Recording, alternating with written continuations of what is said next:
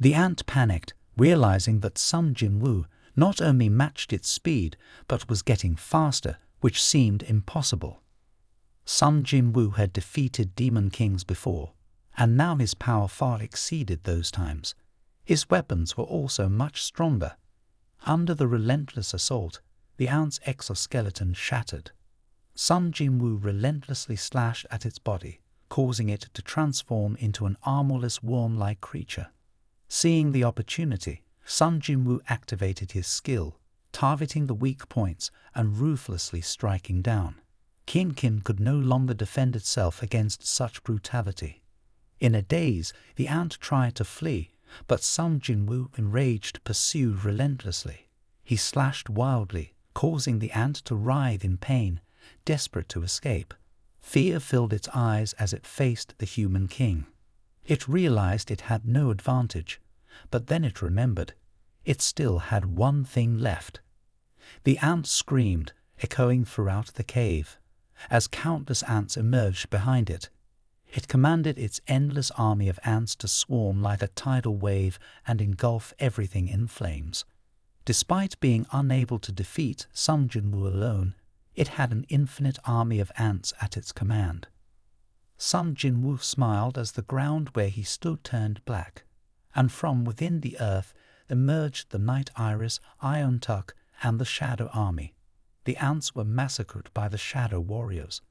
Sung Jin Woo spoke coldly, commanding them to go forth. Behind him, a towering figure appeared like a demon god standing guard. Sung Jin Woo warned them to only attack the ants and never harm humans, or they would never be called upon again.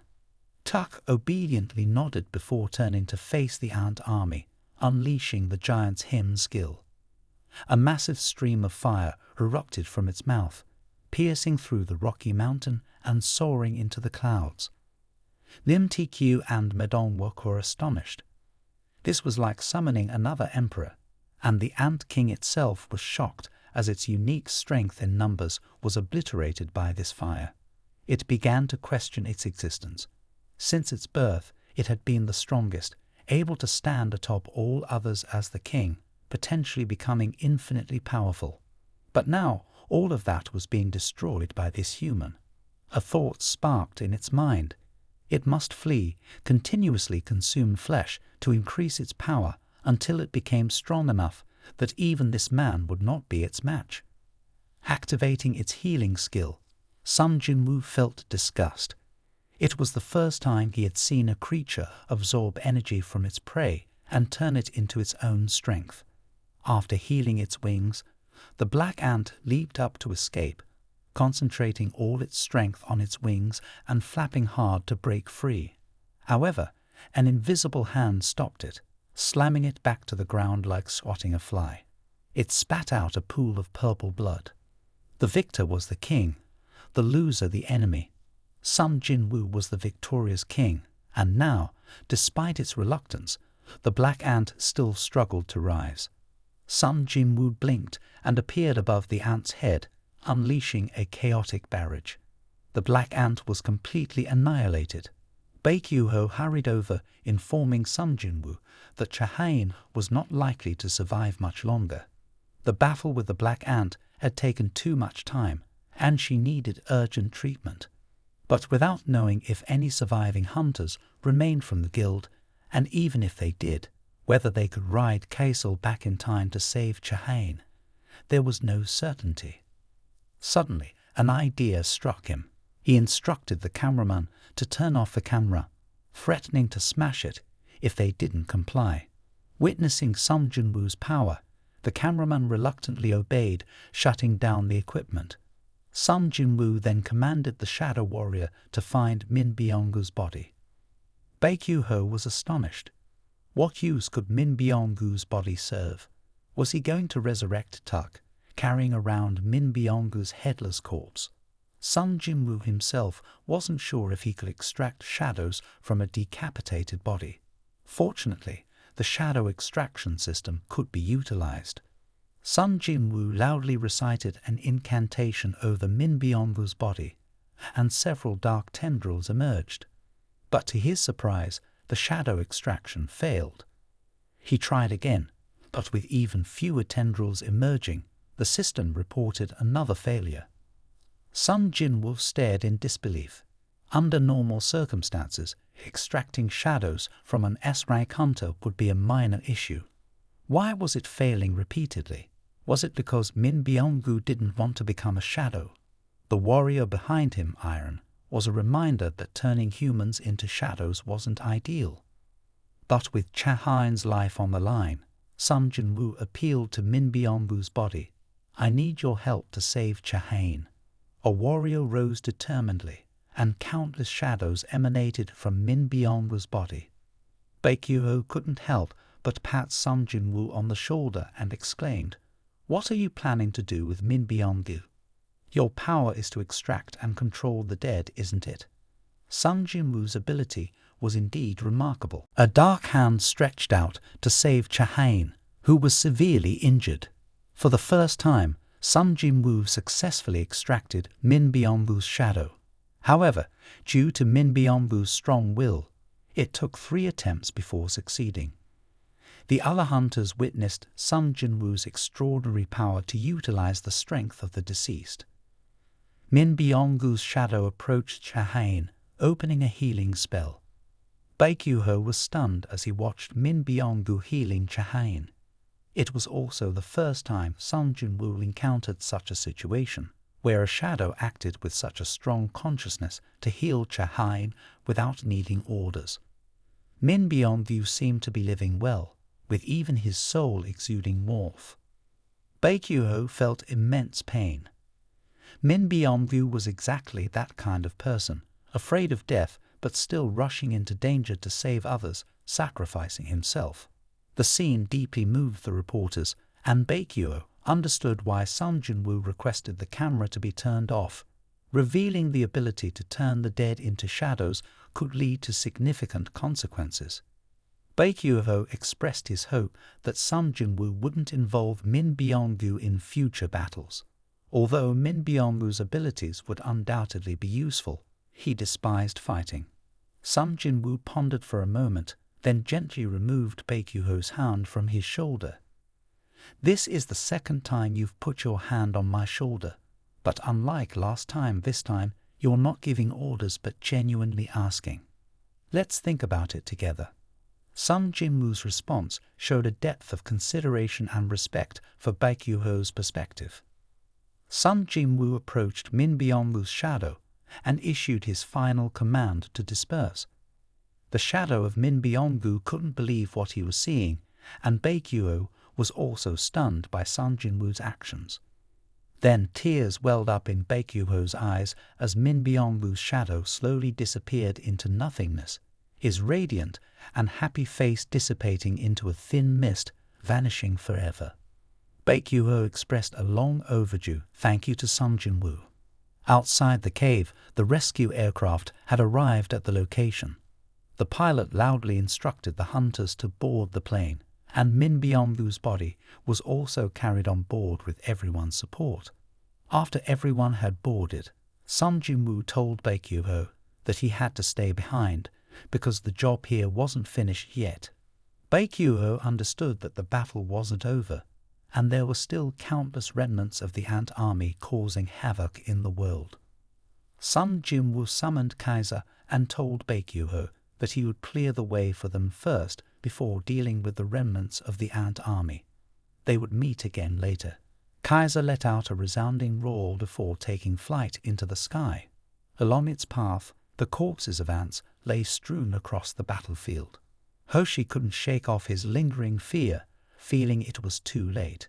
The monster that not even Gotorigi could defeat seemed invincible. But Regis Sugimoto assured him not to worry. The campaign to attack Jeju Island had ended, and the monster was dead. Hoshi was incredibly surprised by this news, considering it impossible. Regis Sugimoto clarified that this information came directly from the South Korean command, completely accurate. At that moment, Regis Sugimoto's emotions were mixed.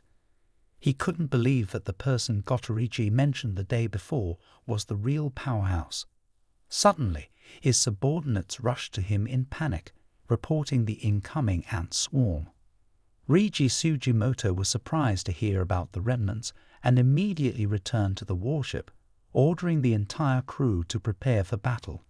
The victor would be the king, and the defeated would be the enemy. If they couldn't defeat them, they would join them. After defeating the black ant, Sung Jin Woo approached its body, and a shadow emerged from it.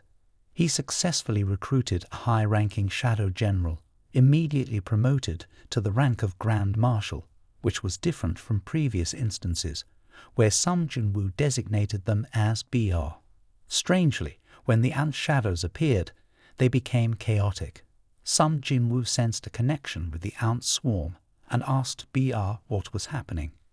BR explained that the ability to control the ant army was an innate power of the ant queen, and as long as there was an ant queen shadow, the army would still follow his commands. Moreover, most of the time, the ant queen used her powers for reproduction, which required a physical body, so the shadow of the ant queen was not suitable for combat. After hesitating for a moment, Sung Jin Woo dispersed the ant queen shadow. He then ordered the busy shadow army to collect the spoils of war, leaving all the magic stones, which would be needed to rebuild Jeju Island. The shadow warriors immediately obeyed the command. Sung Jin Woo only took a piece of the ant's body as a trophy. Now, there was only one remaining task: to eliminate the rest of the ant swarm. BR informed Sung Jin Woo that he could sense that the enemy was in disarray after losing their leader, akin to headless flies buzzing around. Sung Jin Woo asked if BR could sense their numbers. After concentrating for a moment, BR reported that there were over 8,700 surviving ants on the island, with over 4,000 remaining after the hunters' attack. Sung Jin Woo sighed, thinking they had defeated many in the recent battle, but unexpectedly there were still more than half remaining. He asked BR if they could handle them all. The black ant raised its claws and assured Sung Jin Woo that it wouldn't be a problem. They just needed him to give orders on the escort ship for the hunters. As soon as they spotted the approaching ant swarm, they quickly opened fire with large cannons on the ship, while the mages on board unleashed spells like laser beams, sweeping away the approaching ants. The sky immediately resounded with continuous explosions. The Hunter Association received the alert of the ant attack from the Swordsman Guild. The captain ordered everyone to focus as the ant swarm was approaching. Soon after, countless ant swarms appeared in the sky, and all the members of the Hunter Association started shooting them down one by one. Next, the Dawn Brigade also received news of the ant attack, and their captain shouted for everyone to hurry up and kill them one by one. The Hunter Association swiftly mobilized for a large-scale battle. One ant was equivalent to a level B hunter, and if they were hunted, they would be defeated easily. Despite having first-rate hunters protecting the second line due to the overwhelming number of ants, there were soon swarms breaking through the second line and heading straight to the mainland. Line 3's Lao Song and Juhi panicked, wondering why the ants were coming so quickly and if our forces could handle them. This was a swarm equivalent to level B hunters, and they were too fast. As everyone prepared, suddenly, the ants were swiftly annihilated by something, too fast to be seen clearly, just a flash. They couldn't know it was Sung Jin Woo's shadow soldiers or BR. This was an unprecedented hunt. Although the black ants were defeated, there were still many remnants, with ant swarms spreading across the world. Every country has deployed hunters to patrol along the coastlines. In the southern region of South Korea alone, the hunt for the ant swarm had been ongoing for 2 consecutive days and nights. The ants had even flown to the waters near China. The naval crew had been without sleep for 2 days as the ant swarm relentlessly approached within shooting range. As the sailors prepared to fire, the captain ordered them to wait. He wanted to handle it alone. On the deck, a young man with a dragon-tail sword at his side calmly withdrew 2 swords. They emitted an unusual light as he swung his arms, delivering a colossal X-shaped slash that soared into the sky, followed by a resounding explosion. In his heart, he wished his opponent were an ant. Fighting Sung Jin Woo would be more intriguing, he thought, as he sheathed his swords and watched the ants fall into the sea. In a room in China, the president of the Scavenger Hunter Association was watching a video of Sung Jin Woo annihilating the black ants. He couldn't believe his eyes. He asked his secretary about the relationship between Hwang Dong-suk and Sung Jin Woo. The secretary replied that it was because Sung Jin Woo might have killed the older brother of the wild hunter, and now the hunter wanted revenge. In short, that was the situation. The president smiled with determination and told his secretary that she still didn't understand him. The wild hunters were the assets of the Scavenger Association, and the association belonged to him. He would never forgive anyone who touched his assets, even if it was the government. On the third night of the Jeju Island attack campaign, the military and local Night Association representatives went to the island to recover the high-grade mana stones and deal with the urgent situation. They gazed at the sparkling mana stones in their hands. Baekyu-ho and Tae-chan's eyes lit up brightly as they gathered them all. They could become one of the top associations in the country, but the girl behind shouted out in righteous condemnation. Everything had to be surrendered to the state. They were plundering. They noticed scattered ant corpses around, but no magical presence could be felt anymore. Then a clumsy ant was killed by Baekyu-ho, and he assured Tae-chan not to worry, as these small fish couldn't threaten them. Suddenly, Tae-chan's attention was caught by a figure resembling a Stone Age man approaching. Baekyu-ho was bewildered. On the island, there were only hunters and soldiers, and no foreigners were mentioned. Tae-chan panicked, ready to fight with his weapon in hand. The man revealed sharp teeth and spoke in a strange language. Baekyu-ho was stunned. This language wasn't spoken on Earth. In a blink of an eye, everyone collapsed unconscious on the ground. Behind the man, a white skeleton emerged, and he informed him that he had put them to sleep temporarily. He asked if the man had confirmed it, and the man affirmed that he had. The white demon wondered why he was helping these humans. The place was reeking with pollution everywhere. If she found out for sure, she would be uncomfortable. However, the hunting plan proceeded unchanged. The white demon squeezed out an energy ball and threw it forward, transforming into a teleportation gate. Before stepping in, the man warned that whoever had arrived should be dealt with before leaving.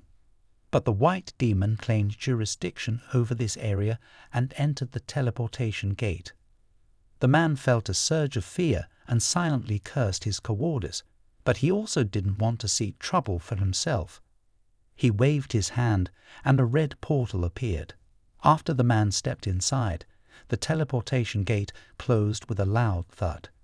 In the ant cave, after the Jeju Island attack campaign, a solemn funeral was organized to commemorate hunters and civilians who sacrificed themselves, including An Dun, the greatest hero of the campaign.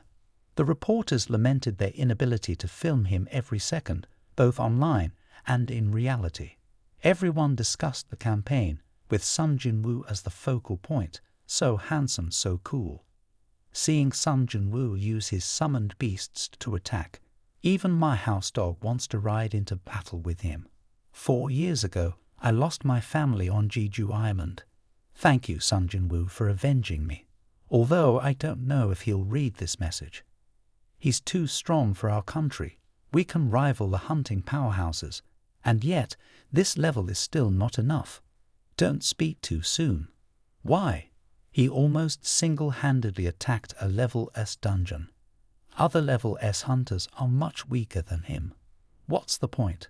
Some people don't know he's awakened for the second time, living in the Stone Age because he requested to protect the information. But there are still criticisms. If Sung Jin Woo had joined from the beginning, Lin Byung-gu wouldn't have died. If he didn't want to join from the start, why did he join in the middle like that? If only he had fought earlier on Jeju Island, perhaps the number of casualties would have been minimized. Of course there are supporters, but very few oppose these criticisms because indeed some have sacrificed. Looking at Min Byung-goo's photo, Sung Jin Woo felt a sense of regret but quickly dispelled it. After all, this is also the path of a death hunter. In the blink of an eye, Sung Jin Woo stepped down from the memorial podium and bumped shoulders with Bae Kyu-ho. Bae Kyu-ho said, "I've always believed that a hero can't end a war, but your appearance made me think otherwise. Thank you. The Hunter City has put an end to this tragedy." Bae Kyu-ho said to Sung Jin Woo as he passed through the crowd. Sung Jin Woo turned back and made eye contact with Cha-hain. Cha-hain hastily turned away, her face flushed, leaving Sung Jin Woo puzzled. In the 4th Jeju Island attack campaign, despite the loss of 64 hunters and 32 civilians, it was the least deadly of the 4 campaigns, and Jeju Island was successfully reclaimed. At the park, Go Geun-hee arranged to meet Sung Jin Woo and asked if he had placed any seals on Jeju Island. Sung Jin Woo was puzzled, wondering if he possessed such a skill.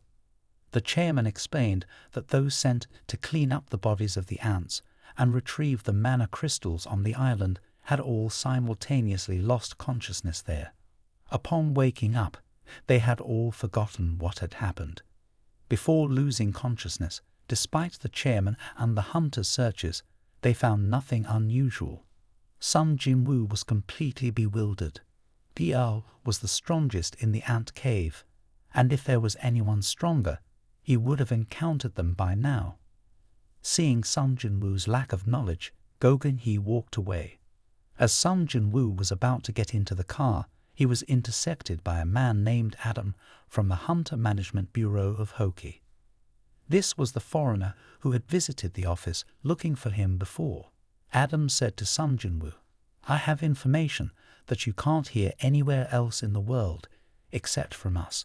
Initially, I planned to come alone, but after the events you participated in on Jeju Island, the deputy director also wants to meet you. This is unprecedented." Sung Jin Woo wasn't interested in this type of advertisement and pushed the offer aside. He didn't bother paying attention and prepared to get into the car. Adam chuckled and said, "It seems this person can't be tempted with secrecy." As Sung Jin Woo was fastening his seatbelt, Adam mentioned, "The person who can upgrade for awakening. Do you know who that is?" This statement immediately caught Sung Jin Woo's attention. He followed Adam to a building and met with the deputy director, Michael, who invited Sung Jin Woo to sit down and handed him the immigration paperwork without beating around the bush. Michael told Sung Jin Woo that usually it takes 1 to 2 years to accomplish these tasks, but if he agreed, he would immediately become a citizen of Hoki. Sung Jin Woo was growing impatient. He mentioned that he came here for the information Adam referred to, not for anything else. If it was for something else, he would excuse himself. Michael chuckled and told Sung Jin Woo not to be so quick to judge. He indicated that the person with the ability to upgrade awakening has already arrived. Then he turned around and ordered his subordinates to bring Channel in. Footsteps echoed clearly as Sung Jin Woo was left stunned by her powerful presence. He had never imagined that such a person existed in this world, someone capable of enhancing awakening for others. He sensed something unique about her aura, distinct from ordinary awakenings. Channel exuded confidence, asserting that experiencing it once would leave him addicted to the feeling. She explained that every hunter has limitations, and without the opportunity for a second awakening, they would remain stagnant. However, she had the ability to help hunters surpass those limits, enabling them to successfully awaken a second time. Sung Jin Woo was astonished by the prospect of gaining 20 to 30% more power. For hunters thirsty for strength, this was an invaluable treasure. It was no wonder Wang Dongseok dared to violate the ban, despite being ridiculed by others. Sung Jin Woo realized the significance of this condition. If made public, it would undoubtedly attract the greed of many hunters worldwide. Therefore, Channel was protected by the Hunter Management Bureau of Hoki in exchange for ensuring her safety and exacting revenge. This was the gift the Bureau reserved for Sung Jin Woo. When they met, Channel pushed aside the food and declared, "Let's begin." Sung Jin Woo was surprised and asked if they were starting right away without him paying any price. The Deputy Bureau Chief replied, considering it as a special service for a distinguished guest. Sung Jin Woo couldn't refuse this opportunity and was curious to experience the sensation Channel described, something that would make him addicted for life. As Channel held Sung Jin Woo's hand, the Deputy Bureau Chief watched eagerly, thinking everything was going well. Even though Sung Jin Woo remained calm, he would surely contact them after experiencing it for the first time. If he was too eager, he might even sign up on the spot. After facing Sung Jin Woo, Channel disappeared into the darkness. She looked around but saw nothing until a face appeared above her. The face drew closer until its bright eyes met hers, causing her to scream in horror. The guards thought Sung Jin Woo had done something, and Channel should have threatened him with a gun. The Deputy Bureau Chief quickly intervened, yelling loudly, reminding them who Sung Jin Woo was. He whispered to the guards that if Sung Jin Woo had aimed at Thomas or Liu Shigang earlier, they would all be dead. He emphasized the importance of remembering that. The Deputy Bureau Chief bowed his head and apologized to Sung Jin Woo. Fortunately, Sung Jin Woo was not hot-tempered and didn't pay much attention to the guards' irrational behavior. He was only curious about Channel's reaction. Channel, still trembling with fear, was instructed by the Deputy Bureau Chief to go home, promising to contact her later. After Sung Jin Woo left, Channel hesitantly muttered that he was a king and very powerful. The Deputy Bureau Chief was shocked. "You mean he's as powerful as a national-level hunter?" Channel nodded repeatedly.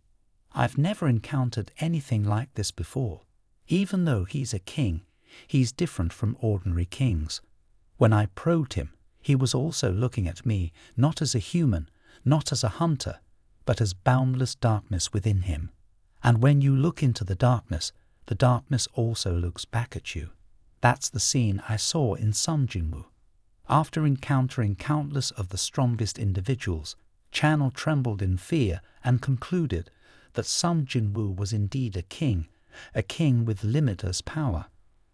In the Hunter Association building, Guggenhe sighed deeply with concern. Min Byung-goo's death saddened him deeply. Such a good person retiring from being a hunter for the association, he could only attribute his sacrifice to a noble cause. Then it ended. The events of Jeju Island wouldn't be concluded yet. There were still greater challenges in the future, perhaps even worse outcomes than now. Just then the phone rang, reporting that a Level B transfer gate had appeared in the middle of the road, causing a complete traffic jam. The chairman panicked. Level B gates weren't something the usual assault team could handle. He needed to contact the major associations immediately. However, he suddenly remembered that Sung Jin Woo's Hunter Association office was nearby, and he was stuck on that road. At that moment, he pondered what Channel might have seen that caused such a significant change in her demeanor. Was it perhaps a trace of the system? Why was the traffic so bad today? The subway would have been much more convenient. Guggenhe then called Sung Jin Woo to inform him about the transfer gate and asked for his assistance when he was available. Sung Jin Woo asked if he needed an attack permit, to which the chairman chuckled and explained that the association issued permits, but he, as the most powerful figure in the association, didn't need to worry about that. Sung Jin Woo laughed, realizing he had forgotten that the chairman held such authority. As he approached the position of the chairman, he only noticed a massive transfer gate blocking the road, controlled by both association and government personnel. Sung Jin Woo attempted to enter, but was stopped by an S-rank hunter. Passers-by looked on, seeing Sung Jin Woo, and it seemed like he wanted to handle things himself. However, a naive girl interjected, reminding Sung Jin Woo, even as an S-rank hunter, he still had to follow the rules and obtain an attack permit. Sung Jin Woo was puzzled because he thought Govin had already informed them, which made him confidently step forward. To his surprise, not only was there no prior notice, but he also encountered this girl enforcing the rules. He called the chairman and then handed the phone to the girl, who immediately nodded, allowing Sung Jin Woo to enter within the safe zone. As Sung Jin Woo stepped inside, the transfer gate suddenly transformed, alarming the girl. Sung Jin Woo's expression darkened, wondering why it had turned red. His typically coarse mouth was momentarily blocked, a rare occurrence. However, he didn't dwell on the complexity of the situation. His mother had always taught him to do what he wanted, especially after awakening. To him, awakening meant saving more lives, akin to his firefighter father's heroic image that had attracted his mother, forming their family. Sung Jin Woo sighed deeply, reminiscent of his father. He was delighted that his mother didn't object to him becoming a hunter. It meant he could continue to grow stronger, protect those he cared about, and confront the troublesome enemies ahead. To him, it was like playing a fully leveled game, just another opportunity for training and improvement. Sung Jin Woo was confident he could handle everything in one day. He urged his shadow soldiers to burn down the enemies. He believed hunters were born to hunt, but their enemies were not only monsters, they also had to be cautious not to become prey themselves. Circumstances could be reversed at any moment, and skilled hunters couldn't afford to be complacent. Even with dozens or hundreds of prey, they had to keep hunting. Only by defeating all overwhelming enemies would they gain absolute respect and become the king of kings.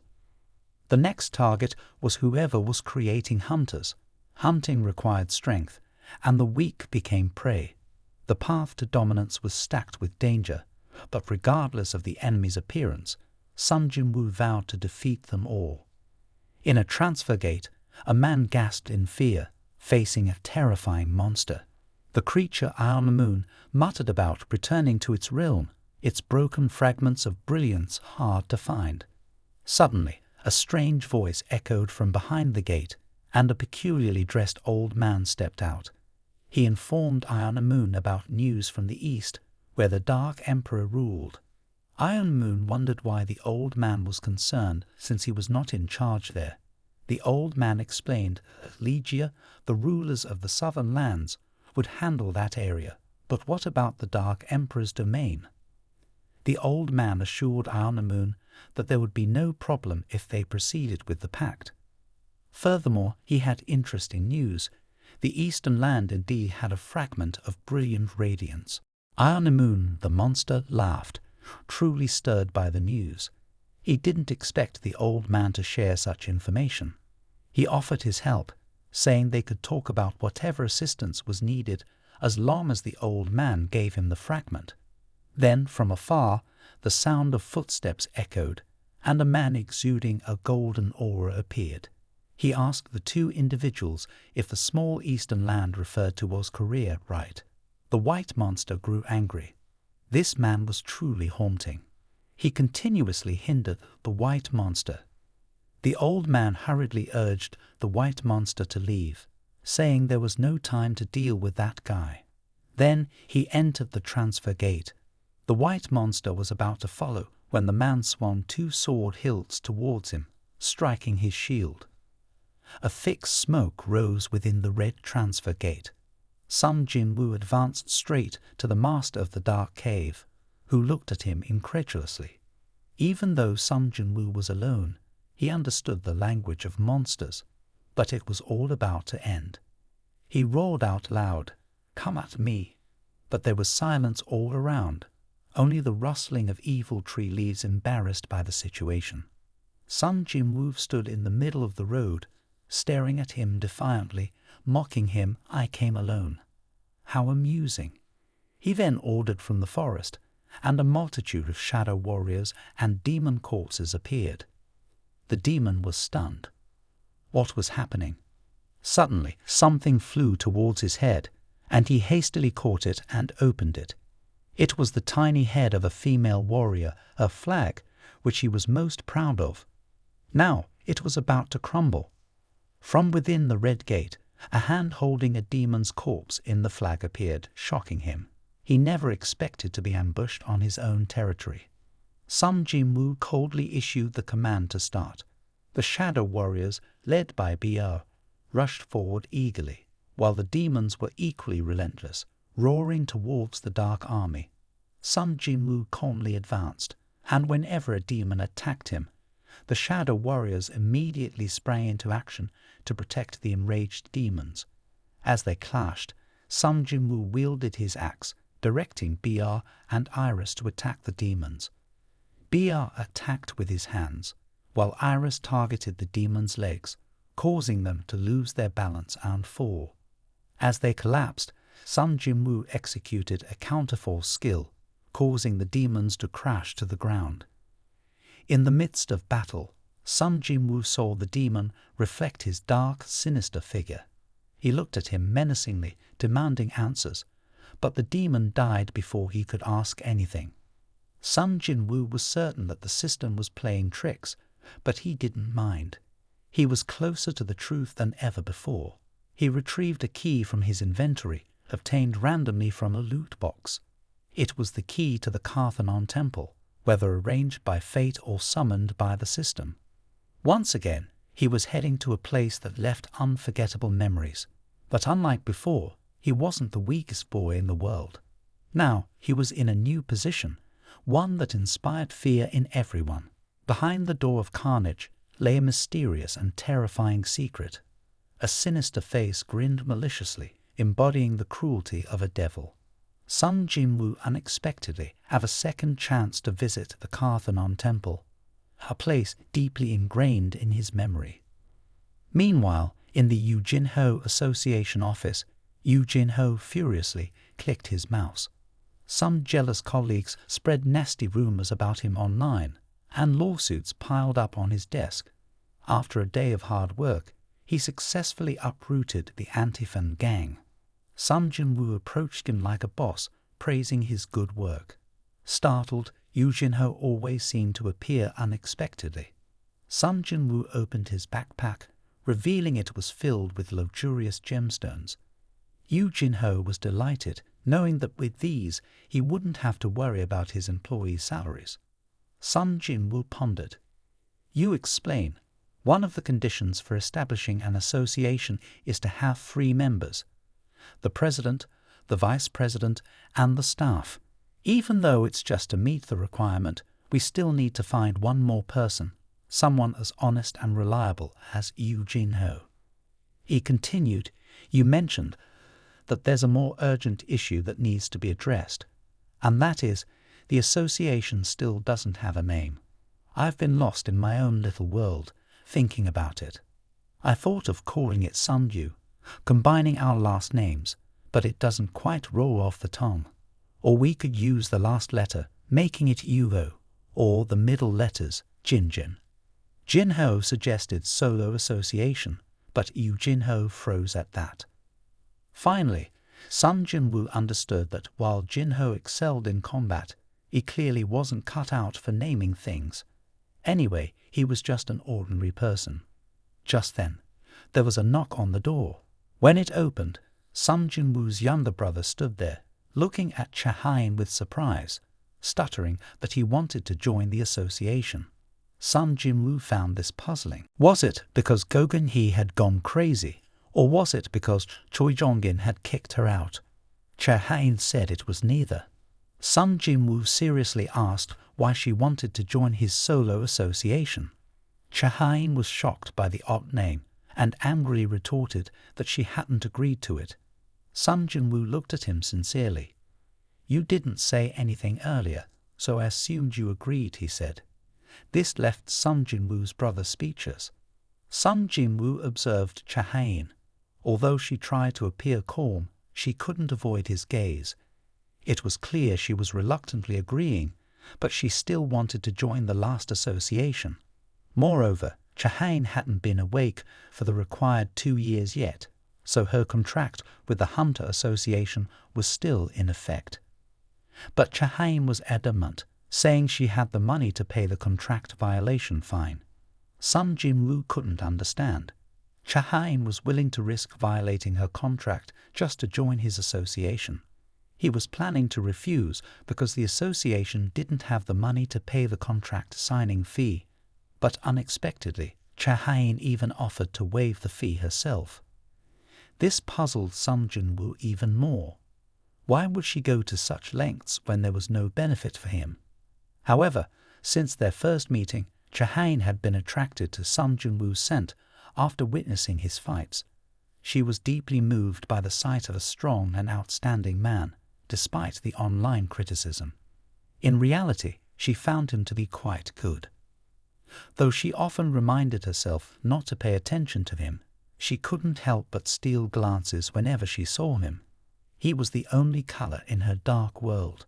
The unexpected incident on Jeju Island had frightened her, fearing she could die at any moment. But every time she was in danger, there was always a figure coming to her rescue. Unknowingly, Sung Jin Woo's image had imprinted deeply in her mind, impossible to erase.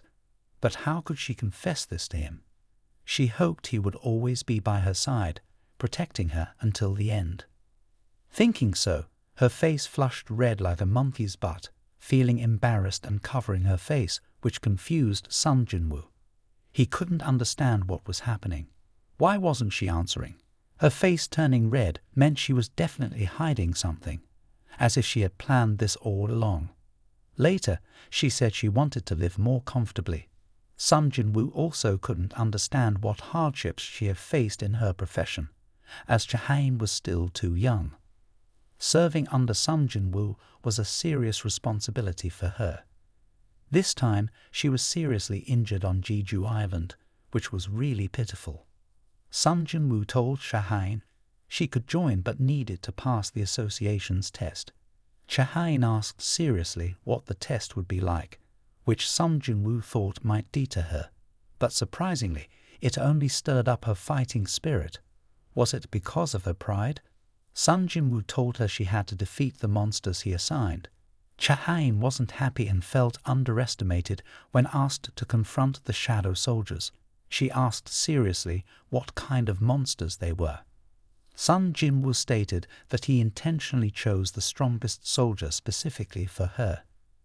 Cha-hain responded well, saying she would come to the office after a while, as it was a bit of a distance from the association's training room. Sung Jin Woo thought it was an opportunity to test his plan, summoning his shadow image. He hugged Cha-hain tightly, causing her heart to race, but he quickly felt something was wrong as a dark force enveloped them both, causing them to sink into the ground. The thoughtful young master brought food, but only found shadow soldiers in the room. Tusk reached out and grabbed the food from the young master's hand, swallowing the plate whole. In the quiet training room, the lights automatically turned on. In just a few seconds, Sung Jin Woo had shifted with Cha-hain from the office to here.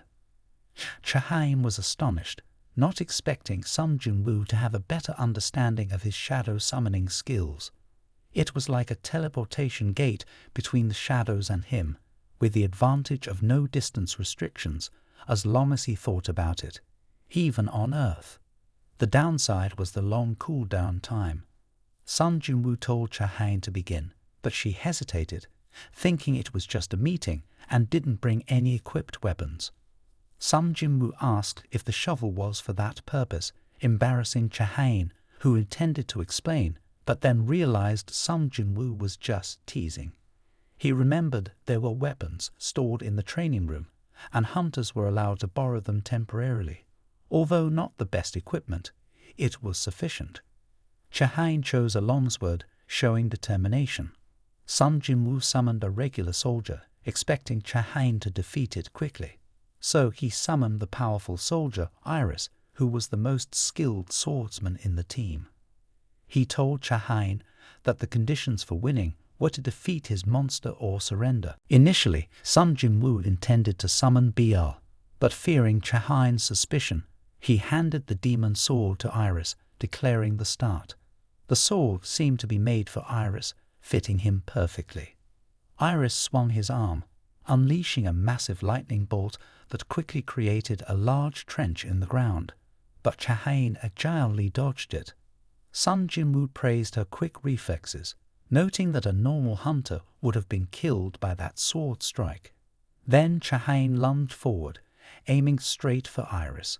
The resounding clash echoed through the heavens and the earth, startling Gogani, who was working in the office. He looked out the window to the training ground in surprise, as no one had reserved the area today. He instructed his subordinates to check the security camera footage of the area and saw the two figures embracing. Curious about when the two had become so close, he recalled Chahain's initial attitude when she first became a hunter, and immediately understood his own blindness. He ordered the cameras to be turned off and noted that the training ground was closed for maintenance today, covering up the noise of the collision. Despite the chaos, the guild master remained remarkably calm, admiring the beauty of youth. Sung Jin Woo's unexpected victory had his strongest swordsman defeated, but Chahain remained spirited, asking if this was the strongest monster. She questioned why Sung Jin Woo had called it forth so quickly if he had said he would choose the strongest monster. Sung Jin Woo was amazed, warning Chahain that she could get hurt. However, to his surprise, Chahain showed no fear. Instead, she eagerly anticipated the challenge. Seeing her determination, Sung Jin Woo called forth BR. As he looked into her eyes, Chahain's heart still trembled, recalling the monster that had nearly killed her at first sight. Sung Jin Woo asked once again if she was truly okay with joining the solo guild, as it was difficult to enter and only approved those who could handle it. She had to fight against my strongest warrior. Although weakened as a shadow warrior, BR could still overpower S-rank hunters during its lifetime. Even now as a shadow, its strength was formidable. If Chahain fought for real, it would be difficult for her to defeat BR. Sung Jin Woo respectfully asked how he should proceed. He ordered BR to subdue her without harming her. After receiving the command, BR roared, shaking the entire room as debris fell. Chahain watched in shock as Sung Jin Woo managed to defeat such a terrifying monster. BR raised its claws as its magical power began to surge, but Sung Jin Woo interrupted, forbidding the use of that technique. He warned that if she were injured, he wouldn't rest until he avenged her. BR, startled, immediately retracting its magical power like a tamed beast, bowing its head low. Although it failed to activate its acceleration skill successfully, BR still moved at a speed Chahain couldn't react to. She panicked when she saw BR behind her, but quickly regained her composure. She couldn't afford to fall victim to that technique again.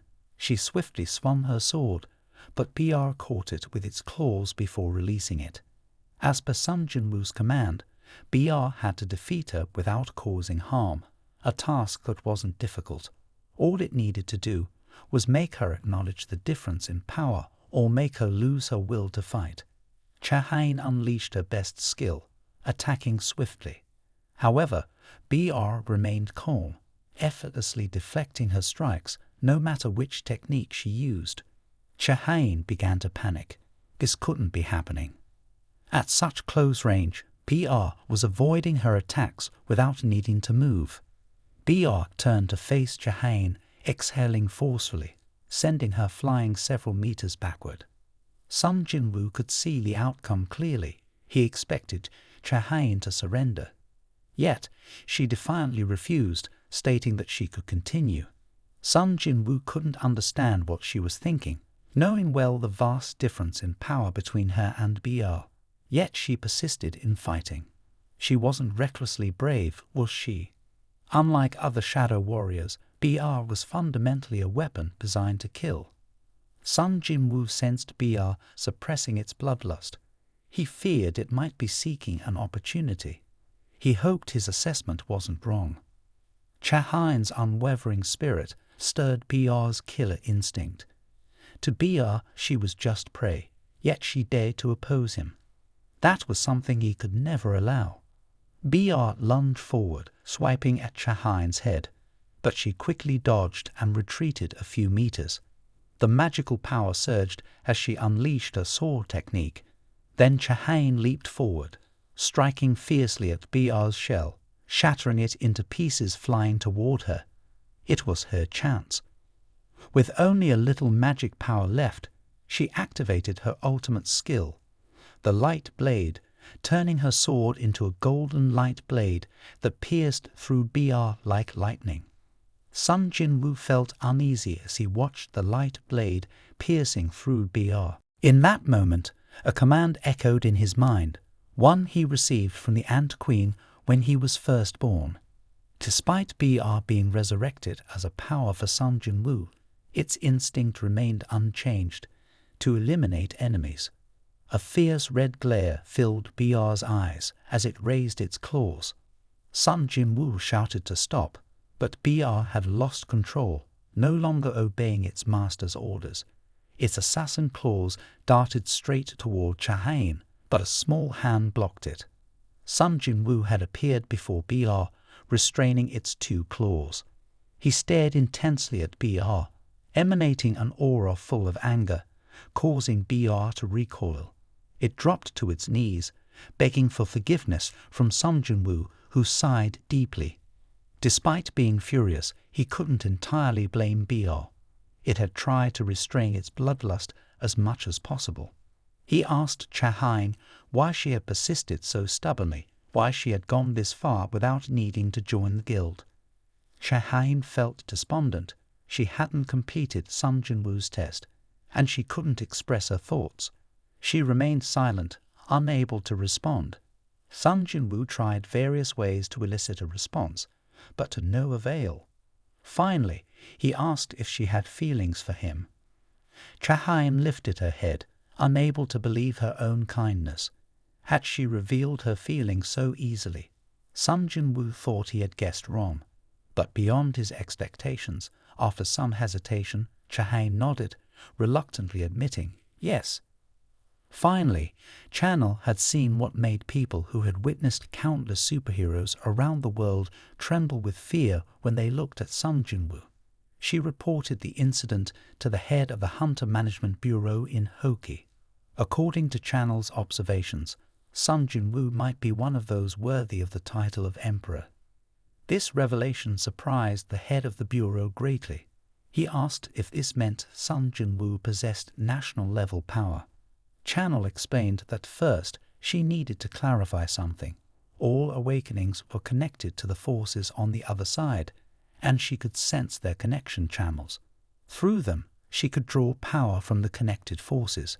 Occasionally, when the power obtained was too strong, a bright beam of light would appear from the other side, shining straight through. She referred to these connected forces as kings.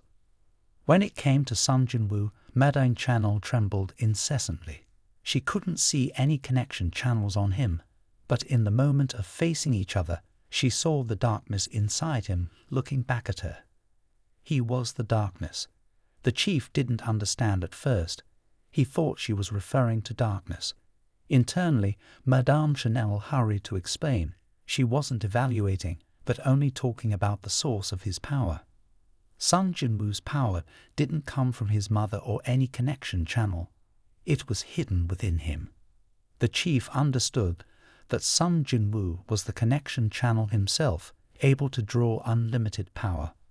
Madame Chanel nodded, and the chief thanked her, then instructed the deputy chief to accompany him downstairs.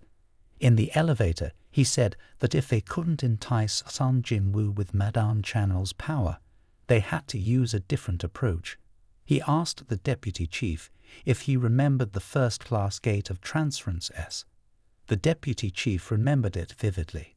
It was the gate once situated in the west corner of Hoki, the most severe loss of control in cave history.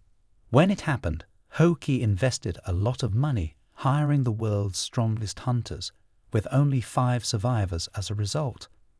Therefore, Hoki granted national power to those 5 individuals who became the first powerful national hunters.